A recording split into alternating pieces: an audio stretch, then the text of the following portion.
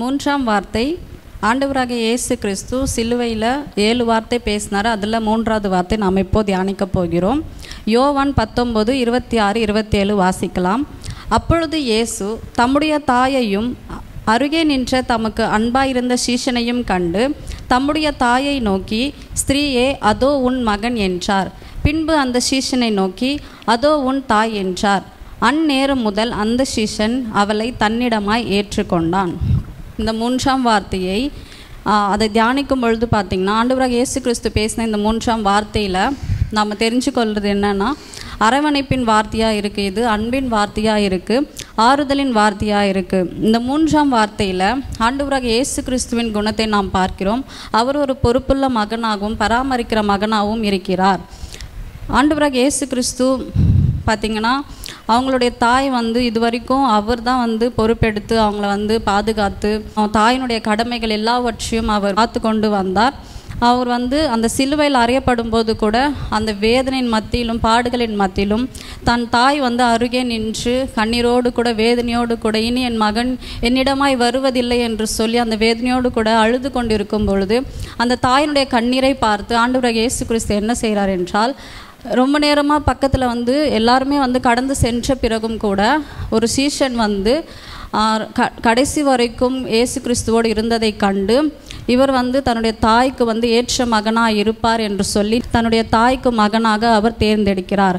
ஆண்டவராகிய இயேசு கிறிஸ்து அந்த கடைசி நேரத்தில் ஒரு பொறுப்புள்ள மகனாக மாத்திரம் இல்லை, தேர்ந்தெடுக்கிறதுல கூட ஒரு ஞானமாக இருந்தார். ஆண்டவராகிய இயேசு கிறிஸ்து அவர் தன்னுடைய கடமைகளையும் அவர் இதுவரைக்கும் தன் தாய்க்கு செய்த கடமைகள் எல்லாவற்றையும் கூட அந்த சீஷன் செய்ய முடியும் என்ற ஒரு நம்பிக்கையோடு கூட அந்த சீஷனை அவர் ஞானமாய் தேர்ந்தெடுக்கிறார்.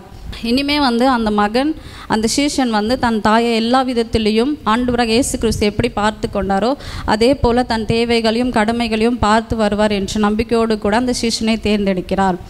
இப்போது நம்ம ஒரு பொறுப்புள்ள ஒரு மகளாக நாம் இருக்கலாம். ஆனால் ஏதோ நம்மளுடைய பெற்றோருக்கு செய்ய வேண்டிய கடமைகளை கட்டயத்தின் பேரலால் செய்கிறோம். ஒரு உண்மையாய் உத்தமமாய் நாம் செய்கிறதில்லை.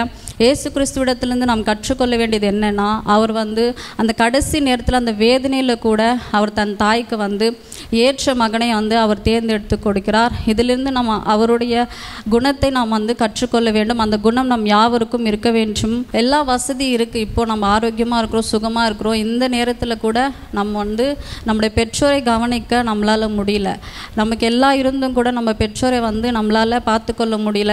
எல்லாமே இயேசு கிறிஸ்து நம்மளுக்கு கிருபையாக கொடுத்துரு. ஆனாலும் நம்மளோட பெற்றோர்களை கவனிக்கிறோம், மறக்கிறோம். ஆனால் ஆண்டவராகிய இயேசு கிறிஸ்து அந்த வேதனையில் கூட அந்த பாடு நிமித்த சிறுவை மரணத்தில் கூட தன் தாயினுடைய கண்ணீரை நினைத்து பார்க்கிறார். அந்த நேரத்தில் அவர் செய்த அந்த தியாகத்தை நாம் அனைவரும் அதை உணர்ந்து அவரை போல நாம் இருக்க வேண்டும். அவருக்கு இருக்கிற அந்த குணத்தை இந்த 3ஆம் வார்த்தையின் வசனத்தை நாம் படிக்கும் பொழுது எல்லாருமே மையக்கருத்தாக என்ன சொல்வாங்கன்னா, பொறுப்புள்ள மகன், பராமரிக்கிற மகன், கடமையுள்ள மகன் என்று தான் நம் அனைவருக்கும் தெரியும். ஆனால் இன்னும் ஆழ்ந்து சிந்திக்கும் பொழுது ஆண்டவராகிய இயேசு கிறிஸ்து தன் தாய்க்கு ஒரு ஆறுதலாக இருந்தார். அந்த நேரத்தில் கண்ணீரோடு கவலையோடு இருந்த அந்த தாய்க்கு அவர் ஒரு ஆறுதலின் வார்த்தை கூறினார். இதோ உன் மகன் என்று சொல்லி அவங்களுடைய தேவைகளை அவர் பூர்த்தி செய்தவராக இருக்கிறார். ஆகையால் பிரியமானவர்களே, இன்றைக்கு நாம் எப்படி இருக்கிறோம்? கூட நம்மை சுற்றிலும் அநேக சகோதர சகோதரிகள் கண்ணீரோடும் கவலையோடும் இருப்பார்கள். அவர்களுக்கு ஆறுதலின் வார்த்தையும் அன்பின் வார்த்தையும் அவங்களுக்கு தெரிவிக்கணும். நம்மளால் முடிந்த உதவி அவங்களுக்கு செய்யணும். இந்த 3ஆம் வார்த்தையிலிருந்து நாம் யாவரும் கற்றுக்கொள்ள வேண்டிய ஒரு குணம் என்னவென்றால், நமக்கு முன்பாக நம்ம சுற்றிலும் இருக்கிற எல்லா சகோதர சகோதரிகளுக்கும் அவங்கள் தேவைகளை நாம் பூர்த்தி செய்ய வேண்டும். அவங்க கண்ணீரை நாம் துடைக்க வேண்டும். அவங்களுக்கு ஆறுதல் தேவைப்பட்டால் அவங்களுக்கு ஆறுதலாக இருக்கணும். உடைந்த உள்ளங்களை நாம் தேற்ற வேண்டும். அவர்கள் கண்ணீரை அவங்க கண்ணீரோடு இருக்கிற அந்த இருதயத்தை நாம் மாற்ற வேண்டும். ஆகையால் பிரியமானவர்களை, இந்த நேரத்தில் அனைவரும் இந்த 3ஆம் வார்த்தையில் தியானிக்கும் பொழுது ஆண்டவராகிய இயேசு கிறிஸ்து எப்படி ஒரு பொறுப்புள்ள மகனாகவும் ஒரு பராமரிக்கிற மகனாகவும் இருந்தாரோ அதே போல் ஒரு மகளாக ஒரு மகனாக நாம் பெற்றோருக்கு நாம் இருக்க வேண்டும். அது மட்டுமல்ல, அன்பின் வார்த்தைகளையும் ஆறுதலின் வார்த்தைகளையும் அரவணைப்பின் வார்த்தைகளையும் மற்றவர்களுக்கு நாம் சொல்லி நம் கண்களுக்கு முன்பதாக எத்தனையோ பேர் கவலையோடும் கண்ணீரோடும் இருக்கிறார்கள். அவர்களை பார்த்து ஆண்டவராகிய இயேசு கிறிஸ்து எப்படி செய்தாரோ அந்த குணங்களை நமக்குள்ளேயும் இருக்க வேண்டும் என்று இந்த வசனத்திலிருந்து நாம் தியானிக்கிறோம். நாம் அனைவரும் 3ஆம் வார்த்தையிலிருந்து நாம் கற்றுக்கொள்ள வேண்டும்.